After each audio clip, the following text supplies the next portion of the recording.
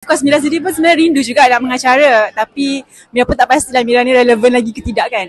Tapi ada Mira dapat offer untuk mengacara, tapi Mira rasa Mira kena commit dengan bisnes dan keluarga dululah.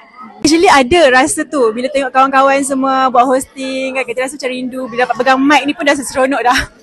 Tapi not this year lah, maybe bila lebih stable sebab Mira pun nak kena jaga kesihatan juga kan. Kita ada kolaborasi bersama dengan Steve Madden. This is our first time actually. Steve Madden is among our first international brand lah yang kita collaborate with.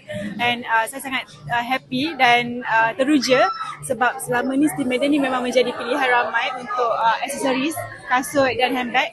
And bila hijab dan juga Steve Madden disatukan, I think it's a great collaboration lah. She is amazing. Her design is very modern. I think it fits very well for Steve Madden. Plus also it talks to our Malaysian accessories. And we go, oh, why not? Let's do it together and see how it goes. Yeah. And I'm looking forward to see more things to do with you as well. Yeah. So I think we complement each other. Yeah.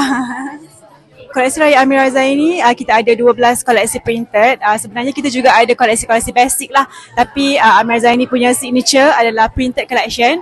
And there are 12 collections yang di mana kita ketengahkan sentuhan-sentuhan klasik dan moden yang kita satukan untuk kesesuaian semua. Di Amira Zaini, kita ada banyak sebenarnya. Kita ada pelbagai variasi of prints lah. Kita ada bunga kecil, kita ada bunga besar, kita ada bunga yang simple, kita ada bunga yang mungkin syarat dengan cerita.